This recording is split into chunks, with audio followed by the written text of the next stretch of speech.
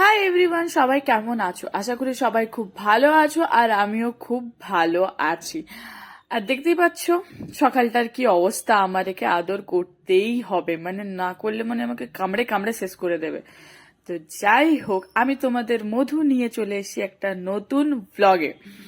তো যাই হোক, বেশি ভাট না বকে চলো ভিডিওটা আজকে শুরু করা যাক।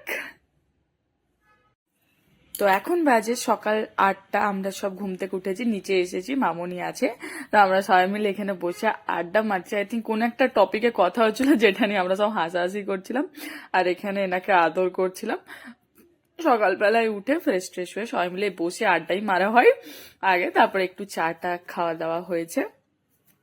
ব্যাস এখন এখানে আদর করা চলছে, দেখতেই পাচ্ছ। এটা মানে আমাকে এত জ্বালাবে, আদর করতে হবে। ও হাত পা তুলে শুয়ে থাকবে, ওনাকে এখন আদর করো। আদর না করলে দেখো দেখো কেমন কামড়াচ্ছে আমাকে, মানে প্রচন্ড চালায়।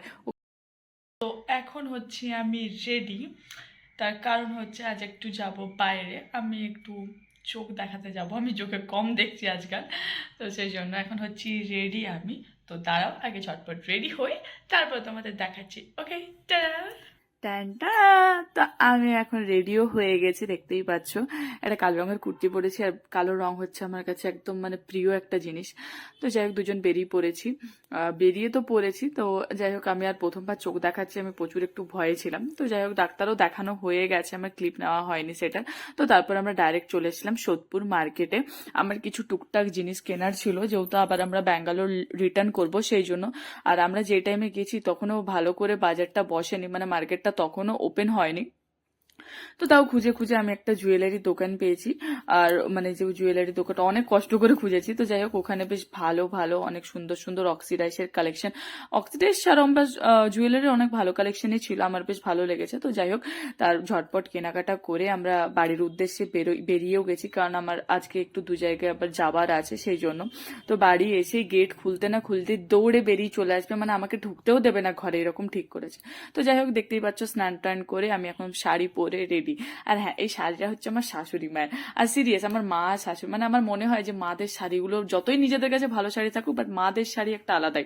তো যাই হোক, ঝটপট রেডি পরে আজকে যাচ্ছি মামা বাড়ি আর মাসির বাড়ি যাবো। তো প্রথমে মামা বাড়িতে আজকে দুপুরে খাওয়া দাওয়া আছে, তো সেই জন্য আমি, মা আর ও বেরিয়ে গেছি। আর শিখতা যেহেতু ডিউটি গেছে, তো ওখান থেকেই আসবে। তো মা বাড়ি থেকে খাওয়া দাওয়া করে বিকেলবেলায় আমরা সোজা চলে এসেছি গঙ্গার ঘাট। হ্যাঁ, আজকে শাড়ি পরার মেন কারণ হচ্ছে আমার খুব ইচ্ছা ছিল অনেকদিন ধরে যে গঙ্গার ঘাটে এসে সুন্দর সুন্দর অক্সিডাইজে জুয়েলারি পরে শাড়ি পরে পিকচার তুলবো। তো দুর্ভাগ্যক্রমে সন্ধে হয়ে গেছে, তাও কিছু পিকচার তুলেছি, বাট অত না তুললেও যাই হোক, মনে তো শান্তি। তো তারপরে আমরা বেরিয়ে পড়ে গেছিলাম। আর এখানে যেহেতু কিছুদিন আগে রাস ছিল, তো সেই জন্য শ্যামের মন্দিরের এখানটাতে মেলা বসেছিল খুব সুন্দর করে। তো তারপরে সোজা আমরা মাসির বাড়ি ঢুকে গেছিলাম, কারণ মাসির বাড়ি হচ্ছে গঙ্গার কাছে। তো এখানে মাসির বাড়িও চলে এসেছি, আমরা কফি করে দিয়েছিল মাসি, আমরা কফি খাচ্ছিলাম।